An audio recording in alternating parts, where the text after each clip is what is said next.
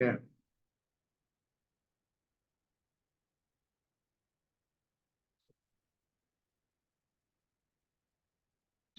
is torque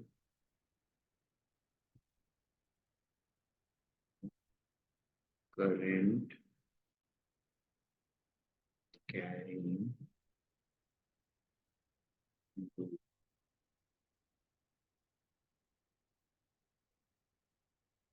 See, suppose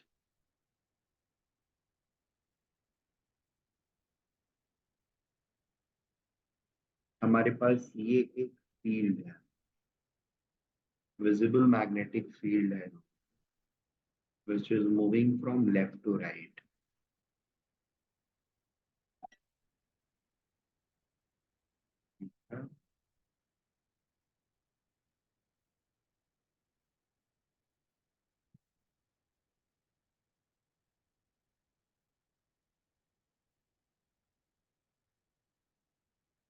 और इस magnetic field में we try to place a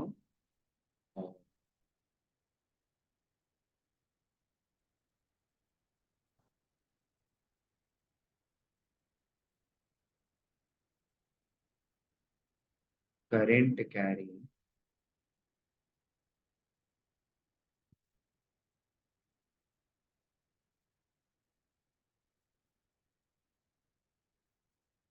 wires का loop like this. ठीक है? Such that current flowing in them is like this. This is the direction of current flow in it. Is that okay? We may name this as coil A, B, C, D and A. अभी different ये पर different sides पर there is going to be different types of force which are going to, or different sorry, on different sides of this current carrying loop, the loop is going to experience different sort of forces or different force as in force may be same in magnitude but different in direction. ठीक है, अब किस पर कैसा force लगेगा, that is something which we will try to discuss. For example, this is the direction of B vector and this is the direction of flow of current. अभी flow of current कैसा होगा, flow of current कैसा है, it is from D to A, और ये basically placed कैसे है ये हमको सबसे पहले थोड़ा समझना है. सपोज ये है डायरेक्शन हमारे मैग्नेटिक फील्ड का, ऐसे जा रहा है. These fingers are basically magnetic field lines. और ये जो कंडक्टर हमारा प्लेस्ड है, ये this is place something like this, ऐसे प्लेस्ड है. ये दिख रहा है पोजीशन, परपेंडिकुलर है ये. अभी इस पर जो फोर्स लगेगा, करंट का डायरेक्शन ये है, this is the direction of current as indicated D to A. Field lines मेरी इस डायरेक्शन में पास कर रही है, तो फ्लेमिंग्स लेफ्ट हैंड रूल अगर हम लगाते हैं, Fleming's left hand rule, direction of field, direction of current and force. The force acting on this will be towards which direction? It will be downward direction. Is that okay? Okay, sir. और नीचे वाले face पर कैसा लगेगा? It will be like this. इधर current इस तरफ जा रहा है तो इधर करंट किधर आएगा? मेरी तरफ आएगा.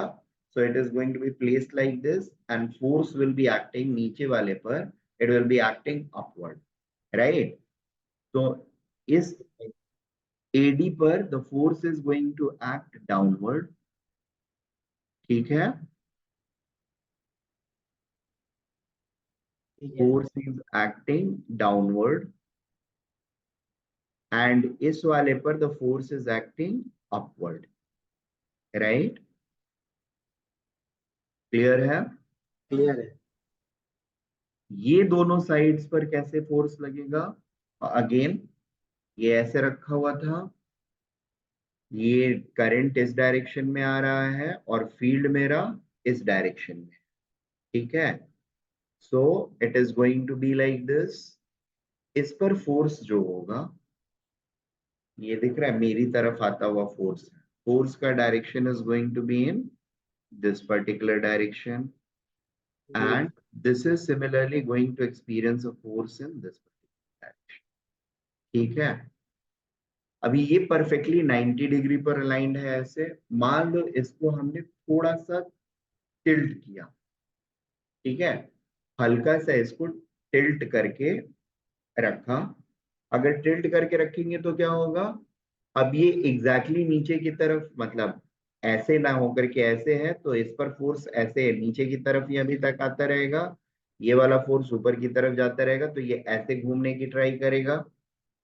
Is that okay? And simultaneously इधर से भी फोर्सेस लग रहे होंगे, तो ये इस तरीके से घूमने का भी ट्राई करेगा। ये दो टाइप के इस पर फोर्सेस लग रहे होंगे, सॉरी, इस पर दो टाइप के इस तरह के टॉर्क लग रहे होंगे। अब ये दोनों टॉर्क जो हैं, आर दे एडिंग अप और are they opposing each other, is something which we need to know. बात समझ में आ रही है? अच्छा, इस पर जो ये फोर्स काम कर रहा है, एफ फोर्स, और इस पर काम कर रहा है, तो सपोज इसको मैं हॉरिजॉन्टल रख लेता हूँ, हॉरिजॉन्टल या स्लाइटली टिल्ट करके रख लेता हूँ, टेढ़ा करके। It's like this and this and this. इस पर फोर्स ऐसे लग रहा है, इस पर फोर्स ऐसे लग रहा है। इसकी वजह से ये रोटेट कैसे होगा, रोटेशन का डायरेक्शन क्या होगा, it will try to rotate like this. Are we getting this point? Yes sir. और इस पर फोर्स हमारा इस डायरेक्शन में लग रहा है और इस पर फोर्स इस डायरेक्शन में लग रहा है। इसके मोशन, इसका डायरेक्शन ऑफ रोटेशन ये रहेगा। ये दोनों अलग अलग एक्सिस पर रोटेट कर रहा है। अब टॉर्क कितना एक्सपीरियंस करेगा ये overall torque, that is something which we will try to calculate, ठीक है ना। सो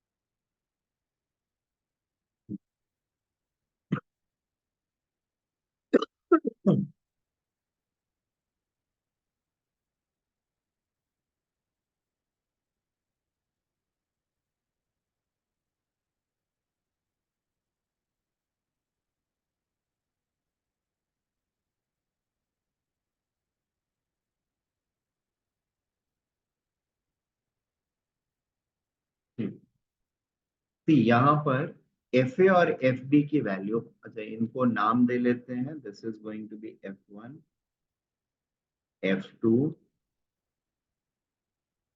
F3, F4।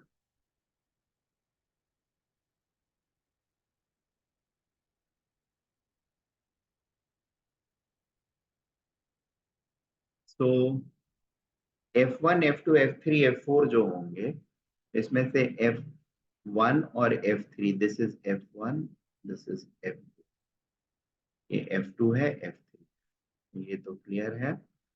नाउ F1 की वैल्यू कितनी होगी? F1 will be equal to BIL, right? P into I into L. ये वाला डायमेंशन अगर L है और ये वाला डायमेंशन अगर B है, ठीक है, तो ये BIL हो सर जाएगा। सर ये दिख नहीं रहा है स्क्रीन पे। क्या क्या, सॉरी?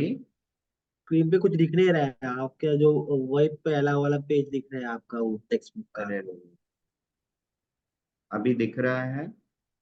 हाँ सर, दिख रहा है सर। ठीक है।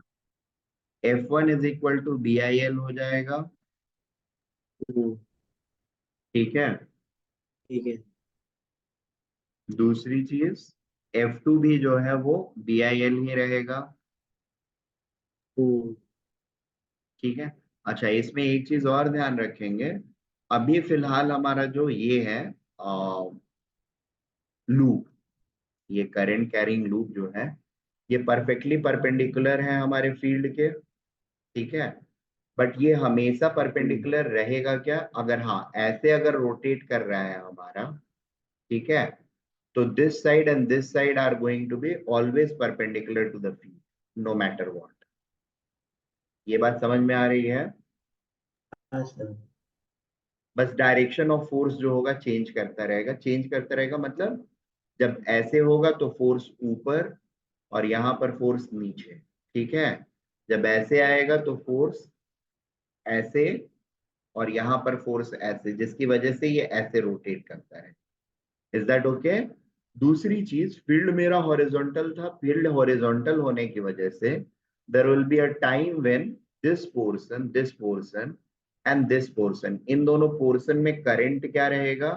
That will be in the same direction as that of the magnetic field. और इन कंडीशंस में यहाँ पर फोर्स क्या हो जाएगा? जीरो हो जाएगा, अगर हमारा लूप ऐसे प्लेस्ड होगा तो। ये बात समझ में आ रही है? Yes sir. ठीक है। जब ऐसे रहेगा तो फिर इस पर भी फोर्स लगेगा, इस पर भी फोर्स लगेगा, इस पर भी फोर्स लगेगा, इस पर भी फोर्स लगेगा। लेकिन जब इस पोजीशन में रहेगा तो ये दोनों के ऊपर फोर्स क्या हो जाएगा? जीरो हो जाएगा। Is that okay? इन दोनों पर यस। फोर्स रहेगा and it will be in opposite direction, एक पर ऊपर रहेगा तो एक पर नीचे रहेगा। तो बेसिकली हम इस तरीके का मूवमेंट इसका एनालाइज करने का कोशिश कर रहे हैं। ठीक है। ओके। अच्छा, एक चीज और, मान लो ये अगर ऐसे है, ठीक है, तो हमारे लूप का प्लेन जो है, लूप का ये प्लेन हो गया, this plane is basically perpendicular to the magnetic field. Magnetic field ऐसे है ना, हाँ प्लेन मैग्नेटिक फील्ड के परपेंडिकुलर है। और हाँ। जैसे ऐसे रहेगा तो प्लेन ऑफ द कॉइल या loop will be in the direction of magnetic field. Yes. ठीक है। ठीक है। और ये प्लेन का जो वेक्टर है, प्लेन पर जो नॉर्मल है हमारा ना, इस नॉर्मल का जो एंगल है बी वेक्टर के साथ यानी मैग्नेटिक फील्ड के साथ, उसको हम हम्म, लोग सपोज थीटा ले लेते हैं। अच्छा। ठीक है। ठीक है। तो let theta be the angle between normal to the plane of loop be the angle between normal to the plane of loop and b vector. अच्छा, normal to the plane of loop का मतलब हो गया area vector, basically area hmm, vector correct, of loop. ठीक है। अब point ये है कि इस फोर्स की वजह से ये दोनों फोर्स जो है, एक ऊपर की तरफ और एक नीचे की तरफ जो काम कर रहा है, इन दोनों फोर्स के बीच में सेपरेशन क्या रहेगा? ठीक है। ये वाली चीज दिख रही है, ये लेंथ, ठीक है ना? yes, ये बात समझ में आ रहा है? ये वाला लेंथ दिख रहा है ना? हम्म, नॉर्मल जो एंगल बना रहा होगा, हाँ, ठीक है, नॉर्मल जो एंगल बना रहा है बी के साथ में, हम्म, बी है हॉरिजॉन्टल, हम्म, तो नॉर्मल और बी के बीच का जो एंगल है, ये वाले साइड का साइन थीटा प्रोजेक्शन अगर हम लेते हैं, वर्टिकल प्रोजेक्शन, तो that is going to give me sine theta projection, एक सेकेंड, ये और ये, दिस इज थीटा, ये वाला, और सी, इन दोनों के बीच में अगर फोर्स मेरा एक यहाँ पे लग रहा है, यहाँ पे लग रहा है, तो इन दोनों के बीच का परपेंडिकुलर डिस्टेंस जो होगा that is going to be this, और ये मेरा लेंथ था, ठीक है। तो बेसिकली, सॉरी, ये एंगल थीटा है, थीटा है, इसके साथ वाला एंगल ये 90 माइनस थीटा होगा। हाँ, ठीक है, देखिए इट इज लाइक दिस, ये मेरा फील्ड है, ये मेरा मान लो नॉर्मल जो है, normal to the plane of loop, उसका वेक्टर है ये थीटा, और ये थीटा ऐसा क्यों दिख है, क्योंकि हमारा लूप जो है वो ऐसा इस तरीके से अलाइंड है इस पॉइंट ऑफ टाइम, ठीक है। ये वाला साइड मेरा बी है, इज दैट ओके? यस, और यहाँ पर मेरा एक फोर्स ऊपर की तरफ जा रहा है और यहाँ पर फोर्स नीचे की तरफ जा रहा है, इन दोनों के बीच में जो डिस्टेंस होगा, दिस डिस्टेंस, ठीक है, ये वाला distance is simply going to be, इसको अगर मैं ऐसे कनेक्ट करता हूँ, इसको ये डिस्टेंस को यहाँ पर लेकर के आता हूँ, सो इस तरह का ट्रायंगल बनेगा जिसमें ये वाला एंगल, ये थीटा है, तो ये वाला एंगल जो होगा इससे परपेंडिकुलर जो रहेगा, परपेंडिकुलर ऐसे, इसके साथ ये थीटा रहेगा and this will become 90 minus theta. Are we getting this point? Yes sir, और ये साइड जो हो जाएगा that will become B cos 90 minus theta, that is B sin theta, is that okay? Okay, अब दो force अगर opposite direction में लग रहे हैं, दो फोर्सेस अपोजिट डायरेक्शन में लग रहे हैं, then they constitute a couple, और कपल की वजह से लगता है एक torque, that torque is nothing but moment of force, और torque that is nothing but distance between the parallel forces acting in opposite direction multiplied by one of the force, ठीक है। सो ये हो जाएगा r cross f, that is b sin theta into capital B I L, is that okay? L into B is nothing but area, area of okay, the loop into sin theta, is that okay? A is equal to, area is equal to area of loop is equal to capital A is equal to L B. बात समझ में आ रही है? Yes, So torque acting on this loop will be this much BIA, and it will be directed towards, it will try to move this in this particular direction, that is anti-clockwise direction. Is that okay? ये बात समझ में आ रही है? अच्छा, yes, force, अच्छा ये अगर इस तरह का है तो, बट हमारे में फोर्स जो है वो थोड़ा डिस्टिंक्टिव है। डिस्टिंक्टिव कैसे है? यहाँ पर ये ऊपर की तरफ लग रहा है, ठीक है, इस वाले पर ये ऊपर की तरफ लग रहा है और इस वाले पर ये नीचे की तरफ लग रहा है, ठीक है। तो ये कैसे रोटेट करेगा? ये रोटेट करेगा हमारे इसको clockwise direction. Is that okay? हमारे वाले लूप में डायरेक्शन ऑफ फोर्स जो है वो थोड़ा सा डिफरेंट है ना, जो हमने यहाँ बनाया है। इसकी वजह से डायरेक्शन ऑफ टॉर्क जो होगा that is also going to be different. It will be in this particular direction. Clear है? क्लॉकवाइज टॉर्क होगा और क्लॉकवाइज टॉर्क की क्वांटिटी क्या होगी?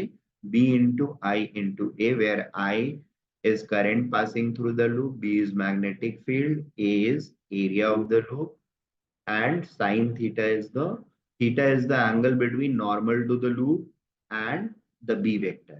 ठीक है? तो यहाँ पर एक चीज और होता है, I इंटू ए जो होता है, current into area, this is equal to magnetic moment। This is referred as magnetic moment of the loop of the loop। ठीक है? It is also denoted by m, small m vector। It's a magnetic moment is, it is a vector quantity, a vector quantity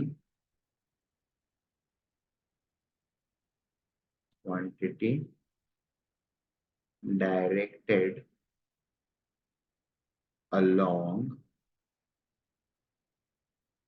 area vector, that is direction of normal to the plane of loop। Is that okay? तो torque वाला जो equation है हमारा, ये vector form में अगर लिखेंगे तो it will simply become m vector cross b vector. ठीक है? और मॉडुलस फॉर्म में लिखेंगे, मॉड टाउ लिखेंगे, that will become m b mod m mod b and sine theta. Is this okay? ये बात समझ में आ रही है? हेलो?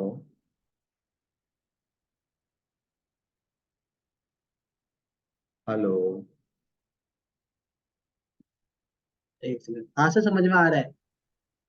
ओके।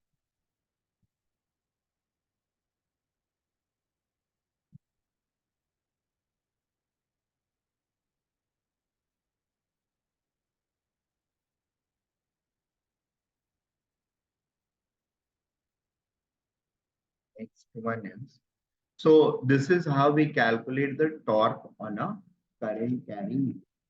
ठीक है? अच्छा, मान लो अगर हमारा करंट कैरिंग लूप जो है वो एक्चुअली सिंगल लूप ना होकर के मल्टीपल लूप, ठीक है, दैट मींस क्वाइल हो। ठीक है? तो क्वाइल के केस में टॉर्क का काउंट क्या हो जाएगा? तो कल हम लोगों ने डिस्कस किया था कि जितनी बार क्वाइल को टर्न करेंगे, basically number of, sorry, amount of current flowing जो होगा उतने टाइम्स मल्टीप्लाई हो जाता है, राइट ना? एक राउंड अगर हमने एक लूप लगाया है, एक बार सर्कल किया है, तो that is only I current is going to. और अगर दो बार किया तो, जैसे इस जगह से इस जगह की बात कर रहे हैं और यहाँ पर दो बार वायरिंग किया, तो एक बार आई और दो बार आई, दो बार आई फ्लो करेगा। तीन लूप किया हुआ है तो 3 आई फ्लो करेगा। चार लूप किया हुआ है तो साइमल्टेनियसली चार लूप ऊपर से नीचे, नीचे से ऊपर जाता हुआ दिखेगा दिखेगा। यह एक्सपीरियंस होगा। ठीक है? सो torque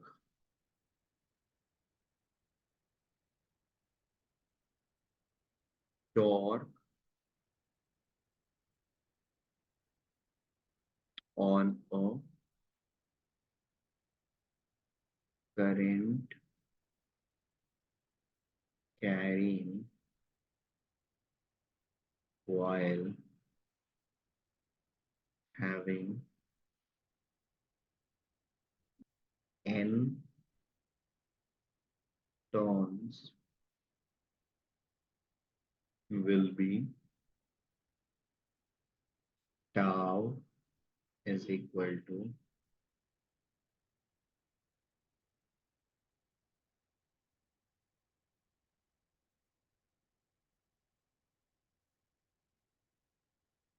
v I n into L b sin theta, which is b I n into a sin theta, or m b n sin theta। ठीक है, वेक्टर फॉर्म में इसको अगर लिखने जाते हैं तो this will become tau vector is equal to b, sorry, n I L vector cross b vector।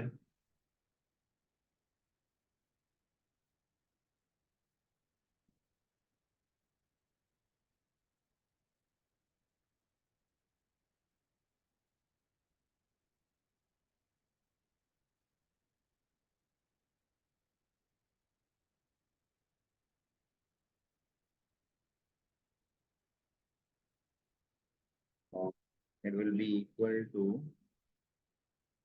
b vector cross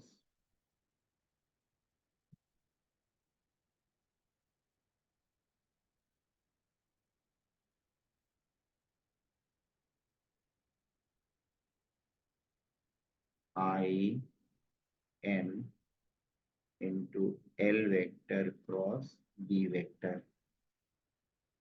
ठीक है, it will be a triple product, या फिर इसको हम दूसरे तरीके से इसको इसको मल्टीप्लाई करके हम m वेक्टर लिख ले एंड क्रॉस b वेक्टर लिख सकते हैं।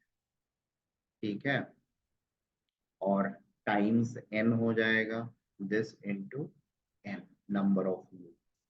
तो ये मैग्नीट्यूड के फॉर्म में और ये वेक्टर के फॉर्म में हमारा फॉर्मूला हो जाएगा, फॉर द सिंपल रीजन कि current is now multiplied by n times.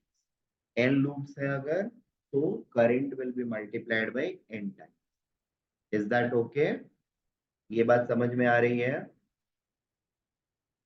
अच्छा, टॉर्क मैक्सिमम कब होगा? जब लूप का नॉर्मल एरिया का नॉर्मल और मैग्नेटिक फील्ड वेक्टर जो होगा दे आर एट 90 डिग्री, मतलब हॉरिजॉन्टल फील्ड है, तो हमारा लूप भी अगर हॉरिजॉन्टल है तो the torque experienced will be maximum.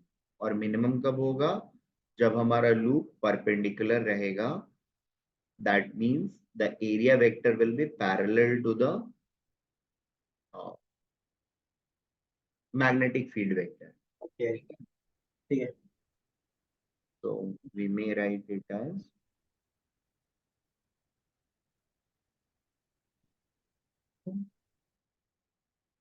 torque on the loop or coil will be minimum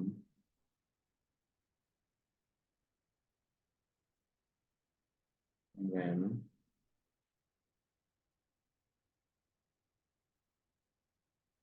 A vector and B vector are, A vector मतलब area and B vector are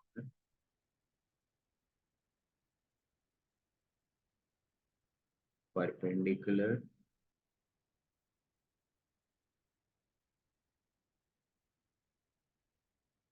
to each other, that is loop/coil is lying in the plane of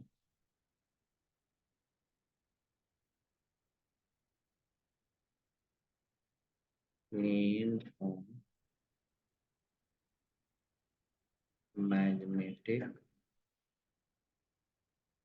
field.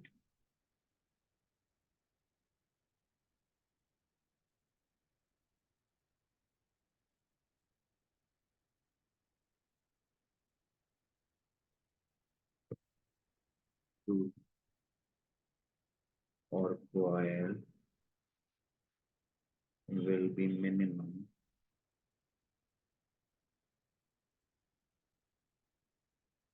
when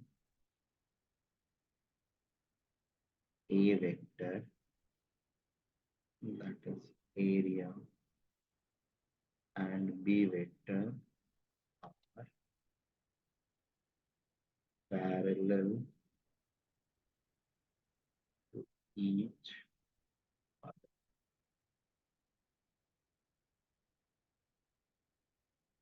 That is loop/coil is perpendicular to B vector. ये दोनों बात समझ में आई?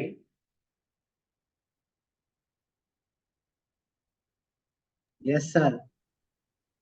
Okay. Next thing is magnetic moving coil galvanometer. That's the next thing, and it works on the same principle. Galvanometer का काम क्या होता है?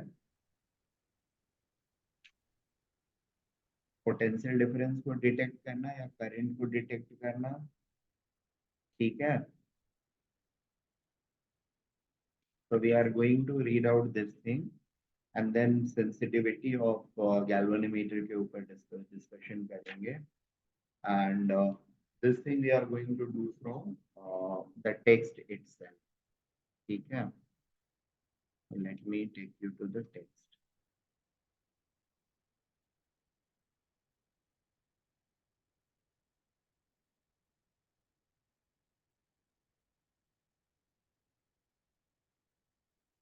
Moving coil galvanometer.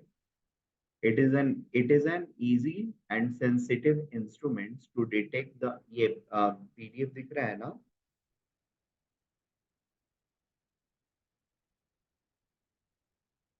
To detect and measure electric current. Its action is based upon the principle that when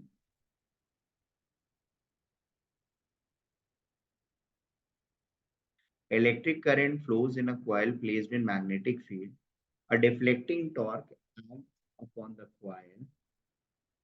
So what is there? There is a already present magnetic field, and when current passes through the coil, it will experience force, ठीक है? Because of the force, it will experience a torque, and this torque will try to move the galvanometer or the coil, which is connected to some needle that will get deflected, and it will, from there it will indicate that what is the value of current which is there in the circuit, ठीक है?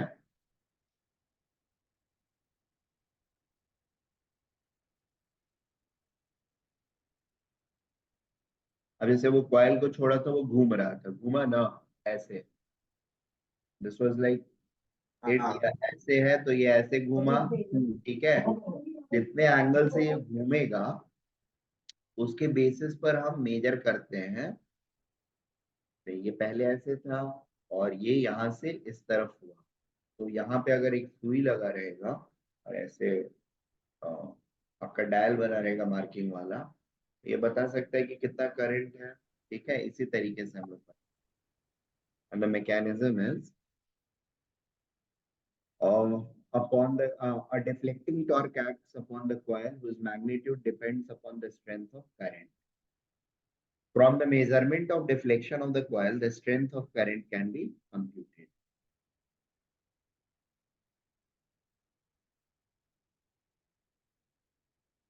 Okay.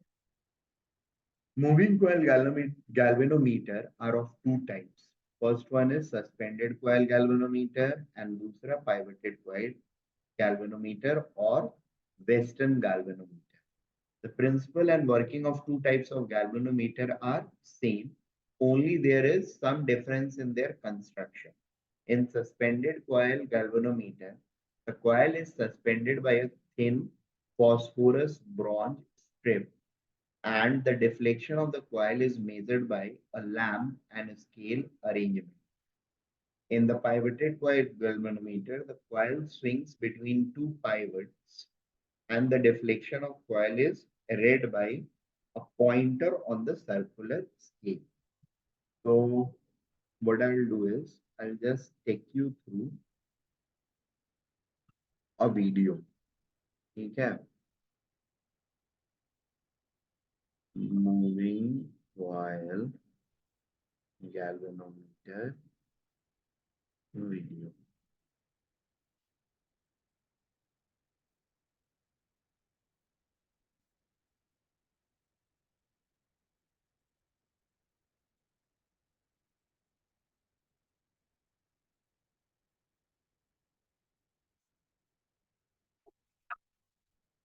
So this is the external design of moving coil galvanometer. ये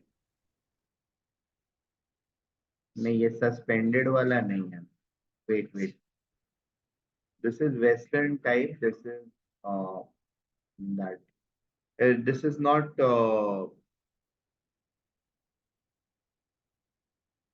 the first type which we are. This is not suspended one. ठीक है, हमारा ये दो type का था जो लिखा हुआ है ना, इसमें से पहला वाला पाइवटेड कॉइल वो है, सस्पेंडेड कॉइल वाला नहीं है.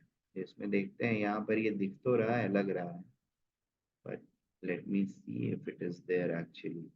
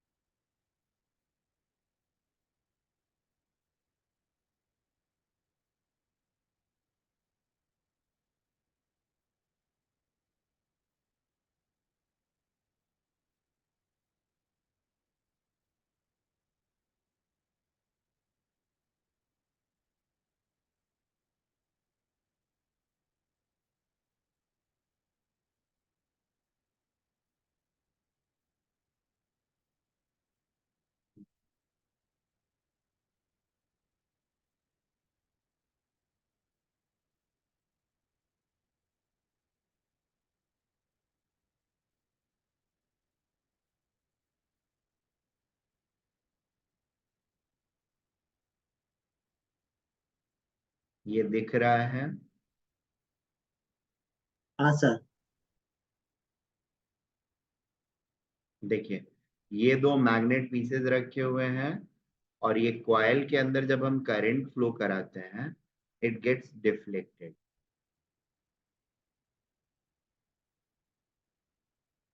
ठीक है, इस पॉइंट पे, ठीक है। ये वाले पॉइंट पे और इधर एक पॉइंट पर ये एक्चुअली ऐसे करके सस्पेंड किया, या तो सस्पेंड किया रहेगा ऊपर से, मेजरली ये ऊपर से ही सस्पेंडेड रहता है. और ये एकदम परफेक्ट डिजाइन तो नहीं है, बट मे बी आगे चल के ये करेक्ट.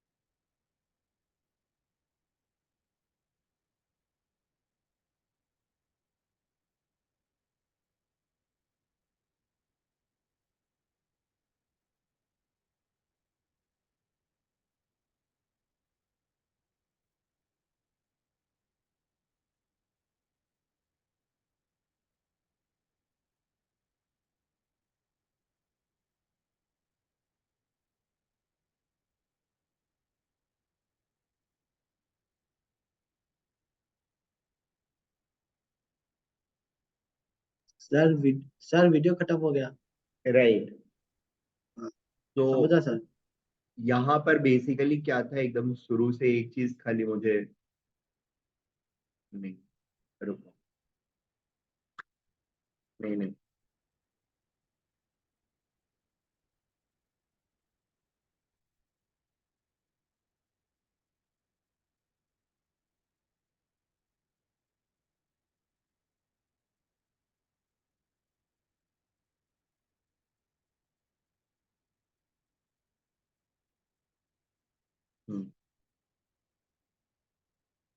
देखो,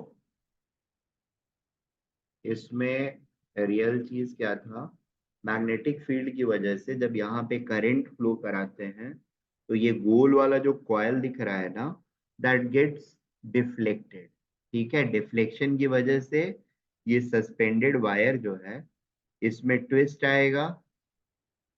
ठीक है, और ट्विस्टिंग की वजह से जब इस पर लग रहा टॉर्क जो होगा वो इसके टॉर्क के बराबर हो जाएगा, तो उसी एंगल पर डिफ्लेक्ट होकर के, और वो रह जाएगा। मान लो शुरू में इतने एंगल यहाँ पे ऐसे अलाइन था, बाद में ऐसे अलाइन हो गया, तो ये थीटा डिग्री जो डिफ्लेक्शन हुआ, that is the deflection which has been created because of the rotation. ठीक है, अब ये डिफ्लेक्शन अगर हम्म। स्केल वगैरह पे मेजर करें, तो यहाँ पे क्या करते हैं, लाइट डालते हैं, यहाँ पर एक रिफ्लेक्टर लगा करके रखे हुए हैं, लाइट डालेंगे, वो कहीं ना कहीं यहाँ पर एक रिफ्लेक्टेड ये बनाएगा, और फिर बाद में रोटेट होने के बाद वो ऐसे बनाएगा। इनके डिफरेंस से हम एल का पता लगा, सॉरी थीटा का पता लगाते हैं, और उससे फिर करंट निकाल के लेके आते हैं। Is that okay? ठीक है। प्रिंसिपल ओवरऑल यही वाला समझाया गया वहां पे। ठीक है, जिसको थोड़ा डिटेल मैग्नेटिक फील्ड वगैरह कैसे काम करता है वो सारी चीजें, नेवरदलेस अपना काम जो था वो यहाँ जो था वो लगभग ये डिजाइन देख करके और वीडियो से समझ में आया। ठीक है, अब सस्पेंडेड कोयल गैल्वेनोमीटर अपने बुक में जो दिया हुआ है उसके हिसाब से देख लेते हैं और एक्सप्रेशन को देख लेते हैं। ठीक है, यहाँ हम्म। पे फॉस्फोर ब्रॉन्ज स्ट्रिप है, यहाँ पर एक मिरर लगाया हुआ है, और ये है हमारा coil of copper wire.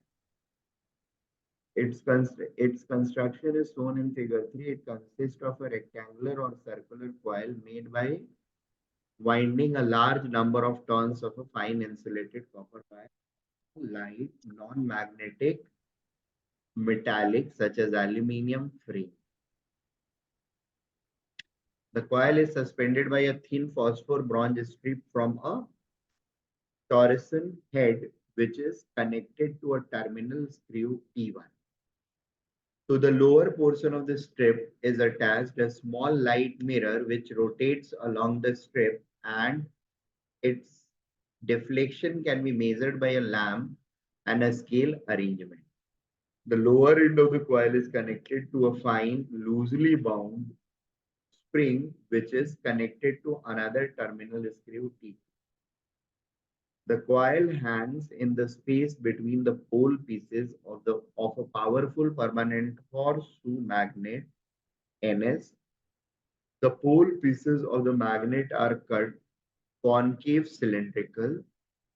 In between the pole pieces, within the coil, is fixed a soft iron core cylindrical piece which is called core. The core does not touch the coil anywhere. The whole arrangement is enclosed in a non-magnetic box to protect it from air draughts. The front side of the box is made up of glass. Three leveling screws are provided at the base of the box. Carry. When terminal screw T1 and T2 of the galvanometer are connected to a current carrying circuit, a current flows in the coil of galvanometer. Since the coil is suspended in a magnetic field, a deflecting torque acts upon it. Due to this torque, the coil starts rotating from its position. Suppose at any instant, the normal to the the normal to the plane of the coil makes an angle theta with the direction of magnetic field. If n be the number of turns in the coil, a the area of the plane of the coil, and B the magnitude of the magnetic field. Then instantaneous deflecting torque is given by NIAB into sin theta. ठीक है, torque is equal to N ठीक I है। B sine theta, जो कि पिछले ये में coil के लिए हम लोगों ने डिराइव किया था. Where I is the current in the coil rotates, the suspension strip and the spring are twisted, and an elastic restoring torque is developed in them, and it opposes the rotation of coil. This torque is proportional to the angle of rotation of the coil. मतलब जो वो string लटका हुआ है phosphorus bronze का, वो जितना ज्यादा ट्विस्ट होगा उतना ज्यादा रिस्टोरिंग टॉर्क होगा. ठीक है, सो बेसिकली जो रोटेटिंग टॉर्क लग रहा है हमारे कॉइल पर, that will get balanced by the elastic torque produced in the elastic restoring torque developed in the string. ठीक है, when the restoring torque becomes equal to the deflecting torque, the coil rests in equilibrium position. Suppose in equilibrium position, the angle of twist in suspension string is equal to angle of deflection of the coil is phi radian. The deflecting torque acting on the coil will be NIAB sin theta. If the restoring torque for an angle of twist of 1 radian BC called torsional constant of wire. ये वाला चीज important है, इसका definition note कर लेना. टॉरिशनल constant क्या है? The restoring torque for an angle of twist of 1 radian is referred as torsional constant of wire. Then for phi radian, it will be C phi. In equilibrium position of the coil, we have NIAB sin theta is equal to C phi, or current will be C phi by NAB sin theta. That is, I is directly proportional to phi by sin theta. Is that okay? Okay. Yes.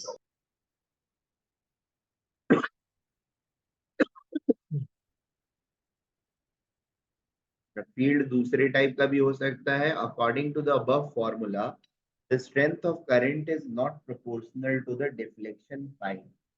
Hence, the current cannot be read directly. To remove this difficulty, it is necessary. देखो यहाँ पे proportionality है, ठीक है. I is not directly equal to phi. ठीक है, तो इस चीज को रिमूव करने के लिए we have another this thing.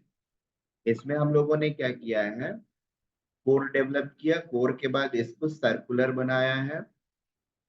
It is necessary that every position of the coil, the plane of coil be parallel to the magnetic field, so that deflecting torque always be NIAB. It is for this purpose that coil is suspended between the cylindrical cut hole pieces, and a soft iron core is placed within the coil without touching it anywhere. Then the magnetic lines of force are no longer parallel, but their distribution becomes as shown in figure 4. इस तरीके से हमेशा radial रहेगा.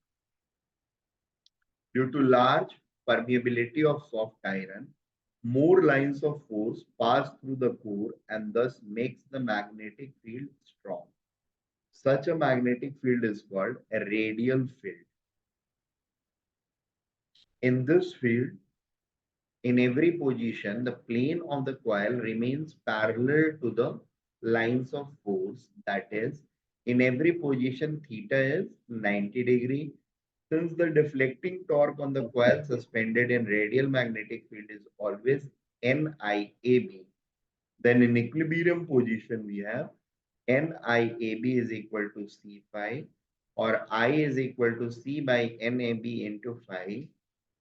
That is, I is equal to K phi, और I is directly proportional to phi. ठीक है, मतलब angle क्या बना रहा है हमारा coil? Theta angle.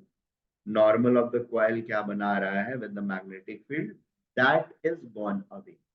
It is now directly proportional to phi. ठीक है,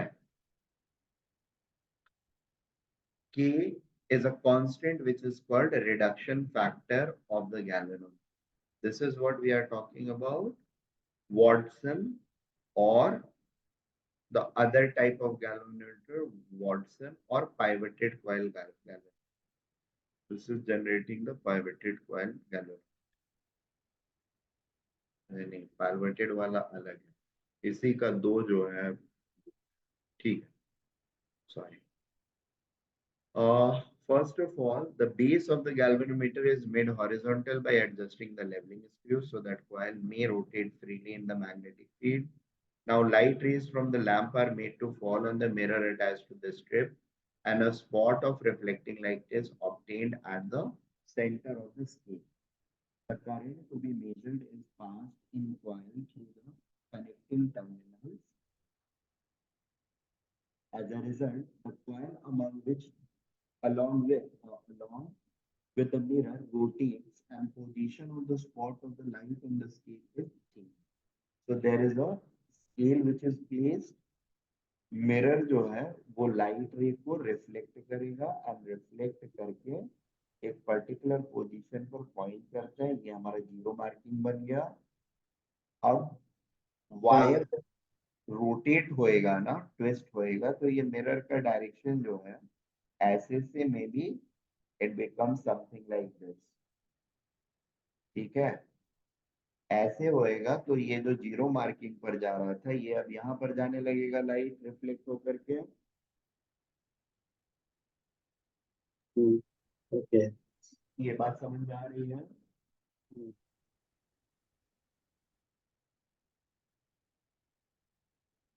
और इस रिफ्लेक्शन को नोटिस करके we can tell what is the current. Is that okay? Hello? Okay. हाँ,